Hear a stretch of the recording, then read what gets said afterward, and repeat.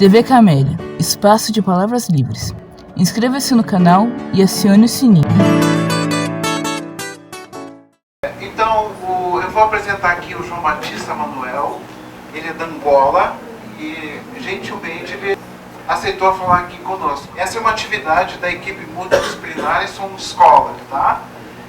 Então, como a gente está trabalhando, no mês de novembro vai ser o Dia da Consciência Negra, nós já estamos trabalhando a questão da Lei 10.639/03 desde o começo do ano, tá? Então, essa é mais uma atividade para 20 de novembro, tá bom? Para não centrar tudo só no dia 20, tá? Então, é uma atividade longa que a gente vem desenvolvendo neste ano. Vou passar a palavra para o nosso diretor e fazer as boas-vindas. Bom dia a todos, né?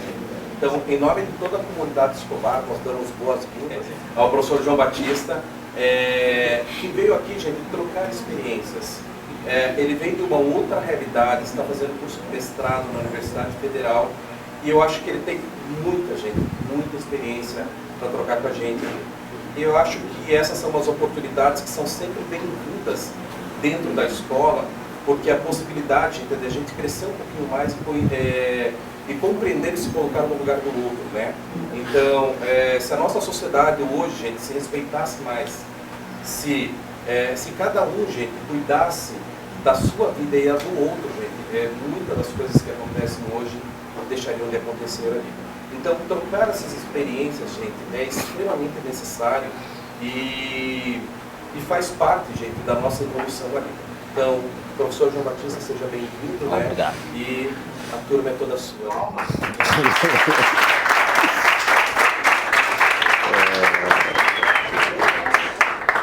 Bom dia. Bom dia. Ok, acho que a minha voz assim tá ok, né? Tá boa, né? Certo. Quero dar meus agradecimentos à direção, né? Ao professor Paulo, ao querido vice-diretor, né? E vice, né? E a diretora Maria, os profs aqui que estão presentes, e a vocês que cá estão, né? Dou os meus agradecimentos. Então, eu sou João Batista Manuel, angolano. Eu estou aqui no Brasil já há uns 3 anos, né? 3 anos. Vim fazer aqui a minha graduação, porque estou a fazer agora pós-graduação. Fiz bacharel em Humanidades, uma licenciatura em pausa em Sociologia e um mestrado que está em curso em Antropologia e Arqueologia. Então, eu já trabalhei um pouquinho como professor, né? Lá na prefeitura de Redenção, no município um município do estado do Ceará. Bom, o que nos trouxe aqui, né? O que trouxe-me aqui? Então, eu vim para nós dialogar até certo ponto, não monologar, né? Ou falar sozinho. Então, a ideia é nós partilharmos um conhecimento, né? Uma perspectiva do mundo. A ideia é muito simples. Eu queria lhe trazer alguns slides para lhes fazer pensar um pouquinho, porém, temos aqui a internet, então tudo é possível para quem tem internet nesse momento. Certo. A primeira questão que vai para a turma, né? Porque eu disse que eu quero dialogar convosco. Certo. Quem é que conhece um pouquinho sobre a África? Pode aqui nos dar alguns pareceres, né, sobre o que é África, né? Vossa opinião. Na verdade, nós como acadêmicos dissemos que não queremos uma resposta taxativamente é assim e você está certo, ou é assim você está errado. Depende do prof, se quiseres. Se você quiser. Na verdade, depende do público aqui. A minha voz está boa ou... então... Põe, acho que ajuda, né? Ajuda? Veja lá. Deixa eu ver. Tá ligado. Ok. Ok, está bom. Então, a minha questão foi esta. Quem é que tem aí alguma noção sobre África? O que é África? Quem tiver pode dar aí, levantar as mãos, dar um chute rápido, só assim a gente vai compreender. Alguém quer se arriscar? Não estou a procurar respostas certas nem erradas, estou a procurar o teu parecer. Alguém? Alguém? Vale uma, vale duas? Manda vir. Quem? Não tenham receio. Vocês estão na escola. A escola é para isso. Estão no lugar acadêmico. O lugar acadêmico é para pensar. Posso ajudar? Pode. Continente, talvez? Alguma coisa? Talvez alguma coisa. Para começar, já temos aqui o primeiro lance. O primeiro lance destaca que é continente. Quem mais tem o segundo lance? Mais alguém com o segundo lance aí? Tem alguém com o segundo lance? Vale uma, vale duas? Hein? Ninguém quer dar nenhum lance. Tem um aí, nosso colega quer dar um lance. Terras de antigos reis e muitos reis. Perfeito. Ok, terceiro lance. Uma terra que foi explorada. Perfeito. O quarto lance, mais alguém quer dar o quarto lance aqui?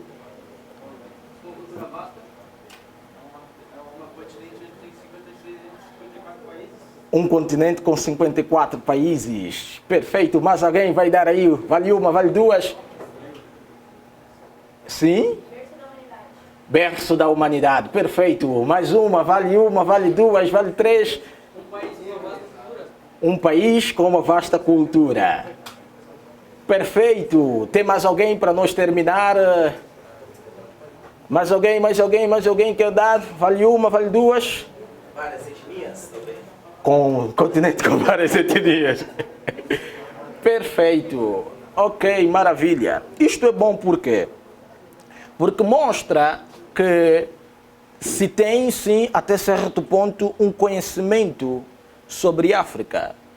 Na verdade, todos que trouxeram as suas abordagens estão corretos em afirmar, quando se destaca que é um continente com vários países, quando se destaca que é uma terra com vários reis, quando se destaca que é um lugar com várias etnias, e quando se destaca até certo ponto que é o berço da humanidade, porque quando se destaca até certa altura também que é um lugar plurilinguístico, ou um lugar com muitas dimensões. Então, eu peguei o Google Earth para nós podermos ver ali o continente em si. Esse que está ali é o continente africano, até certa medida. Então, dentro do continente africano tem muitos países que vocês conhecem. E eu acho que o mais famoso é o Egito. Todavia, nem todos sabem que o Egito faz parte de África. Né? Quando vem aquelas pirâmides, pensam que é num outro país europeu. Não, é na África mesmo.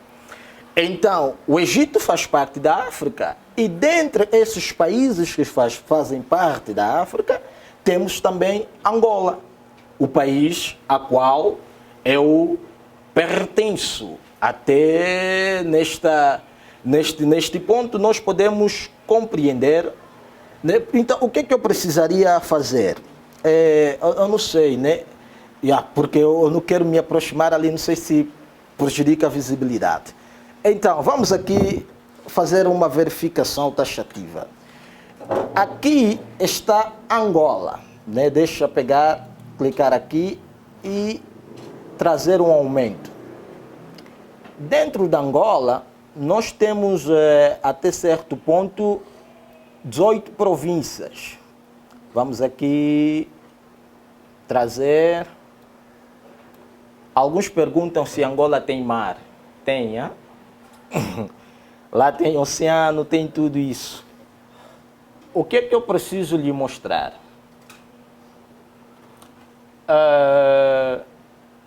Vou mostrar para vocês.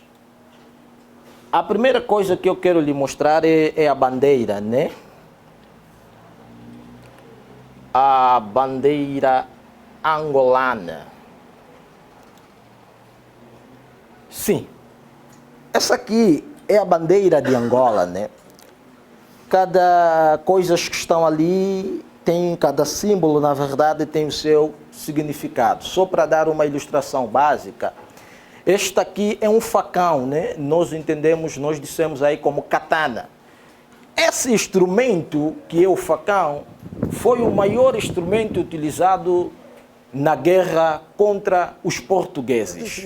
Naquela altura, quando foram lá, né, depois de escravizarem os angolanos, nas décadas de 60, então, os nossos ancestrais, ou seja, se revoltaram. Como não tinham armas de fogo, o que é que eles tinham? Facão. Então, com o facão, eles entraram pela guerra. Por esta razão, o facão está aqui como símbolo da nossa representação.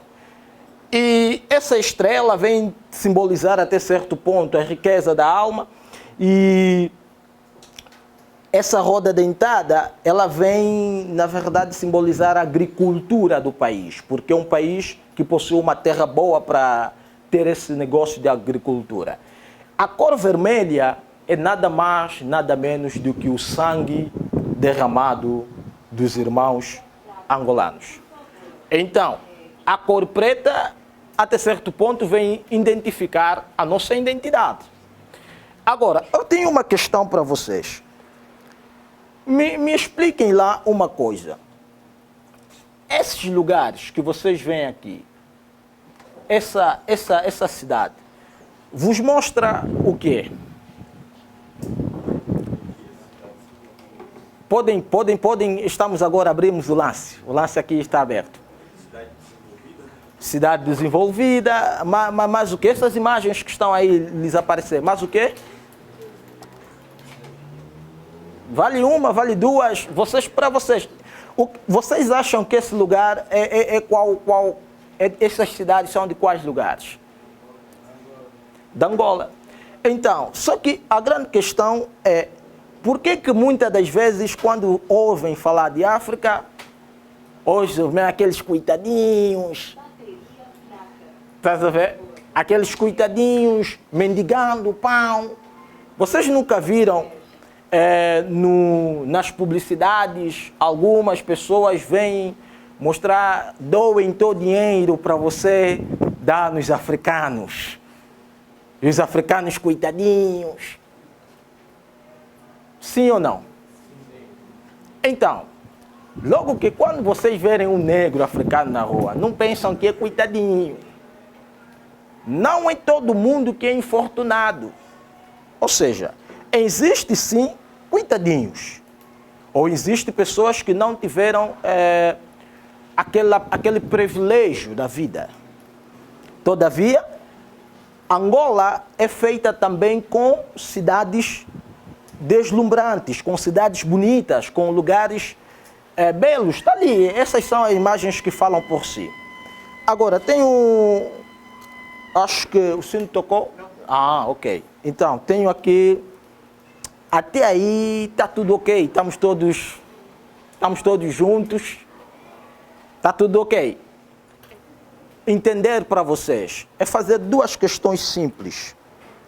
Dentro das relações entre pessoas, o que é que nós vimos? Existe até certo ponto. O que é que vocês sabem sobre a história da escravidão? Ou a história do racismo?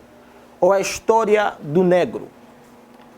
Quem tem uma ideia, vamos fazer a mesma rodada para dar aqui algumas questões. O que é que você tem assim sobre a história da escravidão? Ou a ideia da escravidão? Como é que vocês têm uma noção básica aí?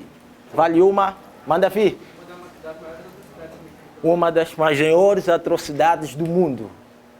Perfeito, perfeito. Quem mais? Vale uma, vale duas? Tem mais alguém que quer dar aí a sua ideia? O irmão já começou bem.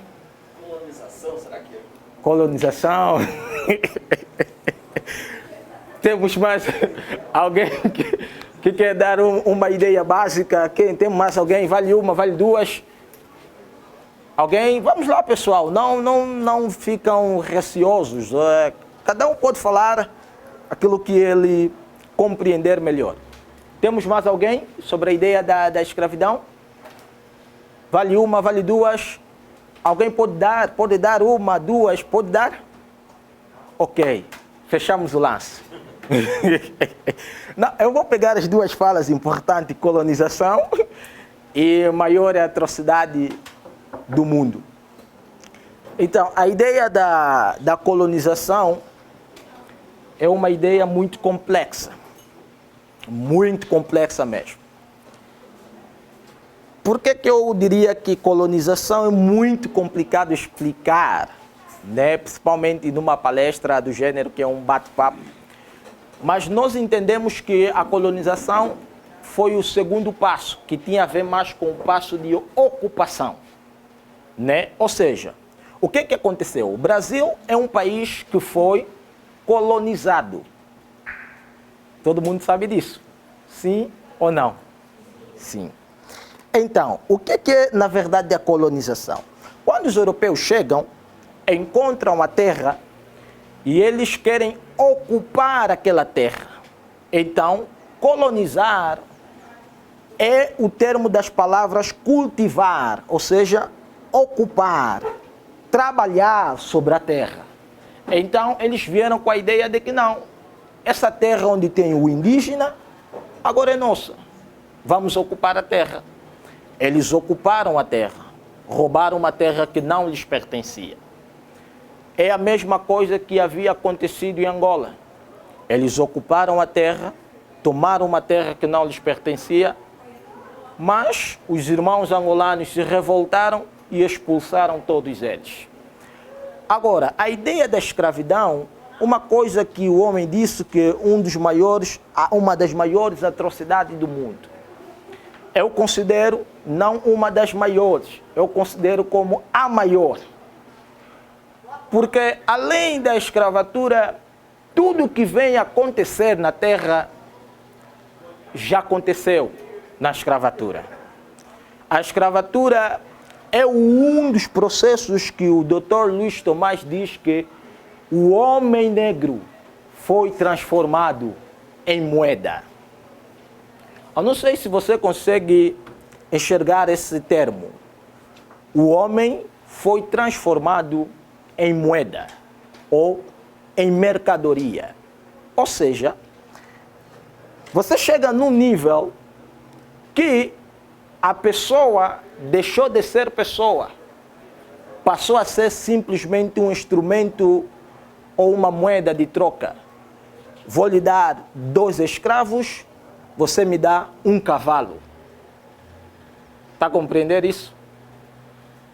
Agora, há uma coisa que aconteceu nesse processo todo, mas eles não viram que estavam a fazer isso contra um ser humano? A resposta é: viram. Porém, eles inventaram um discurso chamado raça. Para justificar os crimes que eles fizeram, eles disseram o seguinte: esses não são seres humanos. Esses são outra coisa, menos pessoas. E por que eles disseram que não são seres humanos?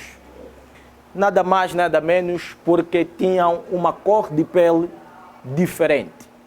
Logo, o que é racismo para mim? Para mim, racismo é negar a existência do outro. Ou seja, quando você nega que o outro existe, automaticamente você está a ser racista contra esta pessoa. Mas o que eu quero trazer não é conceitos, é mais ideias de bate-papo. Quando acontece esse processo todo da colonização e escravidão, as pessoas começaram a ficar com aquilo que eu chamo de traumas e estigmas. O que seria traumas e estigmas? Eu pego isso na fala de um professor meu, Dr. Luiz Tomás, que ele diz que o trauma e estigma está dentro da cabeça do colonizado e do colonizador. Ou seja, vamos trazer aqui no nosso dia a dia. O que seria traumas e estigma? Traumas e estigmas seria nada mais, nada menos do que ódios e medo. Ódio e medo, só isso. Por exemplo, medo de quê? Em muitos lugares, alguns ocidentais têm medo do negro. Não vamos dizer em muitos lugares, vamos dizer mesmo aqui no Brasil. Quando você lê até certo ponto em alguns dicionários, não estou a dizer ouvir de pessoas, estou a dizer dicionários, aquilo que está escrito. Em alguns dicionários racialistas, você vai entender que a palavra negro está sempre ligada a coisas ruins. Você nunca viu essa história? Vamos aqui conversar entre nós. Você nunca viu essa história quando alguém diz assim: esse cara está andando nos caminhos escuros? O que é que você entende com essa palavra? Caminho errado. Isso é dizer que, se eu dizer a palavra, você estás a me denigrir, o que é que eu quero dizer com isso? Você nunca ouviu essa palavra? Nunca ouviram? Oh, sério? Assim, imagina uma coisa. Você nunca ouviu um artista ou alguém falar: não, esse cara está a me denigrir? A palavra... Então, essas palavras que vocês forem anotar, a palavra negro, atualmente, na nossa cultura, vou dizer nossa, né? Colocando cultura brasileira até certo ponto, está associada, a coisas ruins. Está a perceber? Logo que, quando vê um negro, a ideia é que a palavra, como é negro, está ligada às coisas ruins. Quando vê negro, a pessoa começa a se preocupar. Não sei se você está a entender. Eu, como angolano, em Angola a maioria das pessoas são negras. Quase todo mundo é negro. Vocês sabiam que o Brasil é o segundo país no mundo com maior número de negros? Eu posso dizer que existe mais negro no Brasil do que no meu país. Então, é uma coisa interessante. E o estado do Paraná é o primeiro estado no sul onde tem mais negros. Nós sabemos que os estados do sul são 3. Santa Catarina, Rio Grande do Sul e Paraná. Então, até sei um pouco de geografia daqui, né? Então, é uma existência. Agora, logo você vai perceber uma coisa. Quando eu estou a falar de traumas, né? Trauma é que aconteceu uma coisa ruim e você fica perturbado. Então, quando a pessoa ouve falar de negro, se preocupa. Quando a pessoa, você vai ver na rua, alguém está a andar, né, normalmente, mas se ver um negro, o seu instinto de alerta fica ativo. Agora, por que o negro, para alguns, é uma ameaça? É um perigo. Por quê? Porque essa ideia não é de hoje. Foi construída para justificar a escravidão. Logo que você vê que estamos diante de uma sociedade com traumas e estigmas. O branco vai ter medo do negro e o negro vai ter raiva do branco. E você vai ver que acontece o seguinte: quando tem medo do outro, o outro vai ter raiva do outro. E este medo e raiva vai impedir com que haja uma relação de paz, uma relação de harmonia. Por isso que você vê, é que muita gente, quando vê um negro ou um estrangeiro, Uma das coisas que eles acham mais curioso é de ter uma comunicação, é procurar saber um pouquinho da cultura, do país, coisas do gênero. Porém, se nós começarmos a compreender que a nossa relação não pode ser baseada pela cor, mas pelo caráter, você vai começar a entender que as coisas poderão ser um pouquinho mais equilibradas. Existem pessoas, para mim terminar aqui e dar lugar a questões e esses bate-papo, existe, como eu vim para trazer aqui a minha experiência, né? Não vim falar taxativamente do que ocorre aqui. Então, eu como angolano, quando cheguei aqui no Brasil, eu cheguei num estado do Nordeste, lá no Ceará. Então, lá no Ceará, lá somos todos de boas, assim, conversamos na tranquilidade. Porém, é uma coisa muito complexa para você entender a relação racial. Eu vos digo isso porque eu vivenciei e experienciei como é que é uma relação entre um negro e um branco quando não se compreende as coisas. Por exemplo, no ato de partilhamento de grupos, assim, vamos supor, essa é uma das coisas que eu mais odeio. É partilhar os grupos, o professor vai dizer assim, ei, cada aluno pode procurar uma equipe e partilhem, formem uma equipe, vão fazer um grupo para fazer o relatório. Você vê já, 2 irmãos brancos se uniram, outros irmãos brancos se uniram, outros irmãos brancos se uniram. E você vê que nós, irmãos negros, também vamos fazer a mesma coisa. Está entendendo? Negro com negro, branco com branco. É assim que funcionava. Eu falo isso, eu estudei. Foram 3 anos. Então, negro com negro, branco com branco. Cada um na vida dele. E outra coisa, uma certa vez até fiquei muito admirado. Como eu era, acho que não. Acho que era o único negro na sala, naquele curso. Então, o que acontece? Não era o único negro. Era o único negro africano. Né? Porque também tem essa, né? Tem negro africano e tem negro brasileiro. Esses são outros problemas que a sociedade traz. Todo mundo só quer complicar a vida dos outros. Então, era o único negro africano, porque tinha outro negro brasileiro. Então, só que o professor é quem dividia a turma, porque o professor já sabia do esquema. Uma jovem brasileira, ela não se diz negra, ela se diz parda, né? Isso, mas é outra confusão. Porém, então, quando me colocou com ela, eu assim em casa, só estou a ver me cair uma mensagem. João, não dá para nós trocar a equipe? Ela disse, queres trocar? Sim, quero, porque a minha amiga está com algumas dificuldades e eu quero lhe apoiar nesse projeto. Eu disse, minha irmã, não tem problema, troca. Está a entender?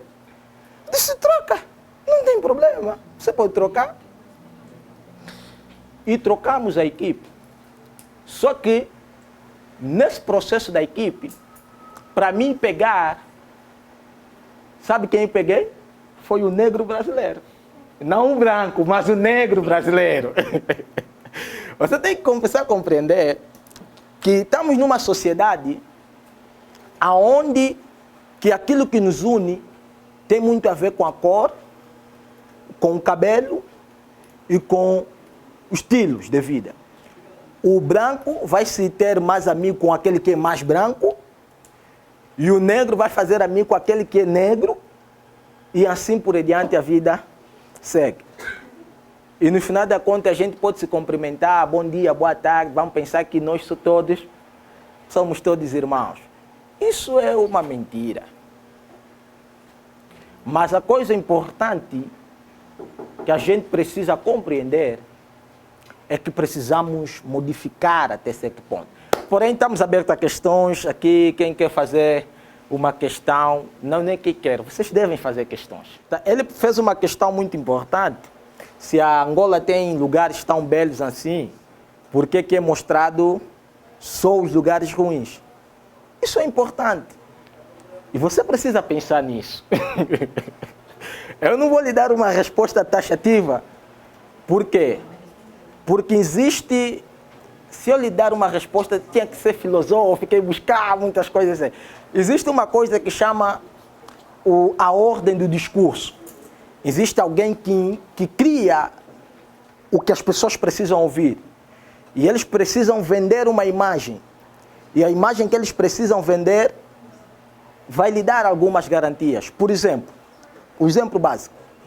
Aqueles caras que postam algumas fotografias de pobrezinhos por ali fora para pedirem, arrecadarem finanças. Perceber? E se colocarem essas imagens bem bonitas, quem vai doar dinheiro? Não tem sentido. Eles precisam colocar imagens de pobrezinho para você sentir pena e doar. Agora, isso não significa que não existam. Existam sim. Existem esses tipos de realidades. Não posso dizer que não existe. Existe. Todavia, é que o uso das imagens serve para o propósito da pessoa que está a usar aquela imagem. Percebe? Quando uma pessoa usa a imagem de coitadinho, ele tem um propósito de atingir o teu emocional e arrecadar teus fundos. Se você for olhar, a maioria dessas imagens você vê mais onde? É nesses pedidos de doações. Esses tipos de imagem você vê mais aonde? Vê mais alguns livros de histórias antigos por ali fora. E o mais agravante, eu peguei um livro, acho que é da 7ª ou 8ª classe daqui mesmo do Brasil. Naquele livro está porque Angola tem guerra. Uma guerra que terminou em 2001, você está dizendo no livro de 2021 que tem guerra. Você está a ver como é que a informação é muito desfalcada. É complicado. A primeira coisa que me impactou, a primeira coisa que eu fiquei surpreso, foi no ato da minha inscrição na minha graduação. Quando eu entrei na escola, assim, tinha uma sala para mim fazer a inscrição. Eu assim na folha de inscrição, estou a ver qual tipo de cor você se identifica. Essa questão me foi muito estranha, nunca tinha me perguntado isso em toda a minha vida. Vi aqui, preta, parda, amarelo. Amarelo. Branco. Eu olhei para a senhora e disse: aqui queres que eu coloque o quê? Tá a ver? Parecia uma pergunta estúpida, burra, né? Para quem é brasileiro, nossa. Não, disse: não, você coloca aí. Aí também tinha indígena, quilombola, você coloca aí preto. Eu disse: ah, tá bom. Coloquei preto. Foi aí que eu comecei a perceber que aqui a cor conta, afinal de contas. Foi aí que eu comecei a entender que a cor conta. Eu, como estrangeiro, tenho sempre que estar a tratar documentos aqui no Brasil. E a pergunta-chave para qualquer documentação, com qual cor você se identifica? E essa pergunta é muito proposital. Nunca te pergunta qual cor você tem. Ele te pergunta qual cor você se identifica. É para te fazer pensar até certo ponto. Então foi aí que eu comecei a ficar surpreso com a forma de perceber. Porque nosso documento, o meu bilhete de identidade, minha carteira de identidade não tem cor. Não perguntam cor. Você só vai tratar. Nunca te perguntam cor. Você só qual é teu pai, qual é a tua mãe, de onde você nasceu e quantos anos tem. Só. Agora, de que cor, essas coisas eles não perguntam. Na nossa certidão de nascimento, na minha, não sei como é que é, acho que é deles não mais, né? Na minha certidão diz lá, nasceu uma criança de cor branca. Eu acho que tiraram isso da certidão. Vocês repararam na certidão de vocês? Tem a cor? Tem? Na certidão de nascimento. Eu acho que é... Mas a questão da identificação, está lá no registro, cor é branca, preta, parda, essa questão do pardismo, tem a relação também com o processo histórico de embranquecimento, não é? Sim, Né? Quanto sim. mais mostrar que o índice que o Brasil tem uma porcentagem de pessoas baixas negras, mas existe uma porcentagem, né? E assim vai. O negócio de pardo, para além com o processo da miscigenação, que Freire chama de lusotropicalismo. Porém, esse processo aqui é muito complicado, porque também tem a ver com a negação do negro. Porque dentro da classe, só para dar um spoilerzinho, dentro da classe racial, aqui no Brasil, tinha 3. Primeiro vinha o branco, depois vinha o pardo, né? Depois vinha o negro. O pardo antigamente era chamado de mestiço. Sim. Então, mas isso tudo é loucura. Deixa eu só dar aquele negócio ali rápido. Sim, como eu dizia, em África, não vou dizer em África, vou dizer em Angola, especificamente em Luanda, que é a capital de Angola. Tem um negócio que a gente faz da solidariedade. O teu vizinho não é só o teu vizinho. O teu vizinho, até certo ponto, é tido como tua família mais próxima. Aqui, eu aqui vivo num prédio ali, por ali fora. Eu só cumprimento os vizinhos dali, né? Eu só cumprimento. Mas nós lá não. O vizinho, tem o vizinho de casa e tem o vizinho da rua. Essas são as tuas famílias mais próximas. E outro fator, todos os mais velhos da rua são teus pais. O pai do outro é teu pai. A mãe do outro, você nunca vai lhe chamar de fulana. Você lhe chama sempre mãe. É mãe do teu amigo, você chama mãe. É aí que funciona assim. Eu posso ir na casa do meu amigo, sentar, comer à vontade, chamar a mãe dela de mãe. E estou embora. Estou sentindo que a minha vida ali é minha casa, minha segunda casa. Ali o cuidado é esse. E quando você faz uma comida, você não pode ser avarento. Ali falam-se de avareza. Você faz uma comida, você tem que fazer sobrando. Você nunca pode fazer uma comida para não sobrar. Porque se você fazer um prato, vamos supor que somos 3 em casa, você vai fazer um prato para 3 pessoas. Então isso mostra que a tua casa não é boa. Porque para nós, toda casa que recebe visita é abençoada. A casa onde as pessoas não gostam de ir lá, aquela casa não presta. Não é uma casa abençoada. E, inclusive, até as próprias famílias, se você não ir visitar, reclamam. Eu fiz o quê? Vocês não me gostam, não me visitam, por quê? Você tens que visitar. É tua obrigação visitar.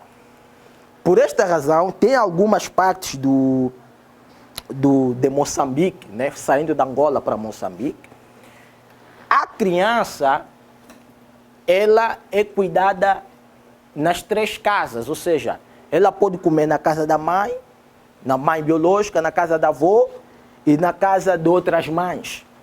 Qualquer lugar, ela vive à vontade. Então, esse é um ponto fundamental para nós. Então, sempre que minha mãe prepara uma comida, e se vier alguém lhe dizer assim, ei, Dona Maria, essa comida está cheirando bem. Acabou. Ela tem que preparar o prato, reservar e dar nela, porque elogiou a comida, significa que quer comer a comida. Está a perceber? Então, outros aqui não, está cheirando bem, vizinha zongola. Até de olho no meu pratinho. Então, é mais ou menos isso que funciona. Não sei se... Sim, pode dar a tua questão. Legal, essa relação, podemos dizer assim, humana, né, que a África tem, poderia ser um exemplo para o mundo, né? Nós estamos falando, acho que alguém falou aqui, ajudar o próximo, né? Acho que o diretor deu uma fala assim, falando. Eu vejo assim, aqui no Brasil, você falou que na África, talvez você falou que não viu racismo, né? É Angola em específico. Angola, perdão, Angola. E eu vejo assim, aqui no Brasil, por mais que tenha negros bem-sucedido, tenha dinheiro, por mais que ele vá em qualquer espaço, uma elite, determinada elite, ele vai sofrer ainda de certa forma, uma discriminação, né? A gente vê isso diariamente. O cara pode ter dinheiro que for, pode ser uma estrela, um jogador de futebol. E na África, Angola, vamos voltar para Angola, como funciona isso? Acredito que tem problemas sociais, problemas políticos, mas também existe uma determinada elite no poder, né? Existe. Como é que funciona essa relação dessa elite E da raça? angolanos, africanos, em relação a quem está abaixo? Existe alguma discriminação, algum preconceito em relação a isso? Existe. Aí nós estamos a falar já das relações de poderes, né? Existem certas dimensões, porque eu acho que a pergunta é tua, né? Mas os ouvintes são eles. Então, porque a tua pergunta é complexa, né? E eu tinha que lhe responder com teóricos. Mas é assim, vou tentar responder para caber a percepção de todo mundo. Bom, nós na sociedade temos aquele hábito feio de o mais pobre ser tratado de forma ridícula, de forma que não tem valor. E muitas das vezes, mesmo aqui no Brasil, você vê que para além de você ser negro, de ser tratado pela cor, você também é julgado pelaquilo que você tem. E isso acontece também até certo ponto em Angola. Aquele que tem mais poder é mais valorizado. E aquele que tem menos dinheiro é menos valorizado. É assim. Porém, essa valorização não está bem ligada na cor, mas está mais ligada em quais influências você tem. Quem é teu pai? Se você quer ir tratar um documento e você encontra pessoas na fila, você tem que dizer, quem sou eu? Senhor, tens que ficar aqui na fila. Estás a falar com quem? Você pensa que eu sou quem? Eu sou filho do fulano. Senhor, pode passar. Tem essas percepções. Como existe até certo ponto aqui, os mais poderosos economicamente são sempre os mais privilegiados. Então eu acho muito importante para mim, ver se consigo terminar aqui a minha fala, nós passarmos a valorizar uns aos outros, não pela cor e nem pelo que tem, mas é pelo caráter, que é o passo fundamental, o passo que eu acho mais crucial. Você disse a diferença entre o negro brasileiro e o negro africano. Sim. Você já chegou a sofrer um certo tipo de preconceito do negro brasileiro sendo negro africano? Sim, já. Não é preconceito apenas, racismo já.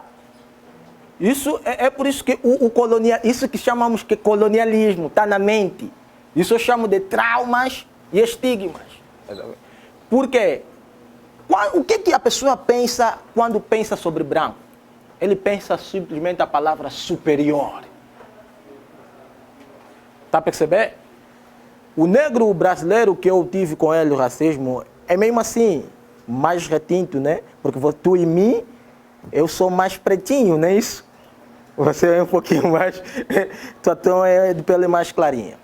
Ora, uma certa vez, eu estive no hospital a tomar uma injeção, né? Vinha aquele cara aí puxar o sangue das pessoas.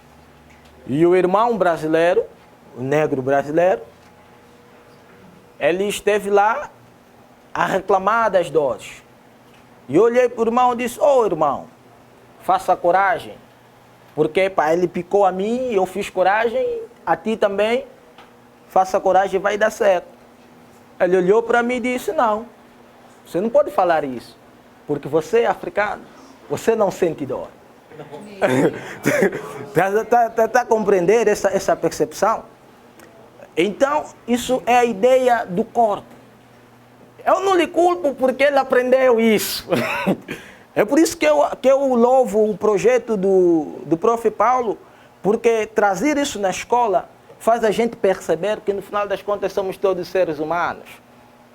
Como diz a Bíblia, o homem veio do pó e do pó voltará. Esse é um dos exemplos que eu lhe dei. Tá? É uma questão muito triste, muito complicada. Muito complicada. Os estudantes pesquisarem. É verdade que a filosofia começou na Grécia? Essa é que eu dei. Ai, meu Deus. É uma problemática. Uma problemática. Vocês já ouviram falar do Kemet? Kemet? Não? O professor já falou. Mas vocês não ouviram falar como se você já falou. Então, o Kemet, para eles deixar como tarefa ou para dar só um spoilerzinho. O Kemet, que é entendido hoje como Egito. A ideia dos egípcios. Um certo dia, um colega meu disse assim: vocês dizem que os europeus vos ensinaram a comer com garfo e faca. Só que no Egito Antigo, eles já comiam com garfo e faca. Ninguém acreditou na sala de aula.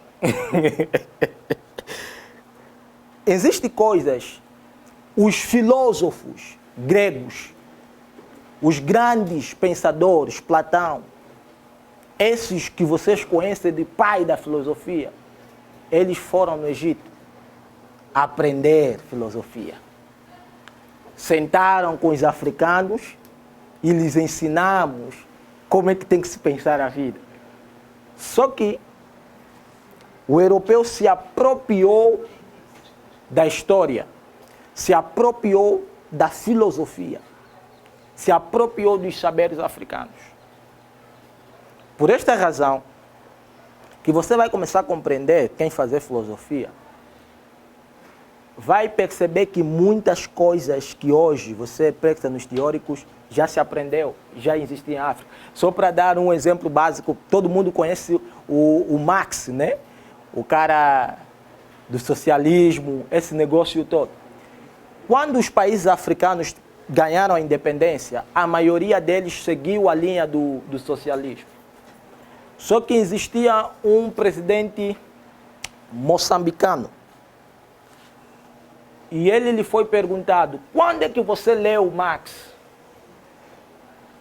Ele começou a contar a história dele. Começou a falar a vida dele. Ele diz que eu, na minha altura, eu fiz aquilo, fiz aquilo. O entrevistador lhe perguntou outra vez: mas quando é que você leu Marx? Eu fiz isso, fiz aquilo, fiz aquilo. E eu percebi que quando me ofertaram o livro do Marx, eu estava a ler Karl Marx pela segunda vez. Significa que antes de ler o que estava lá escrito, ele já vivia.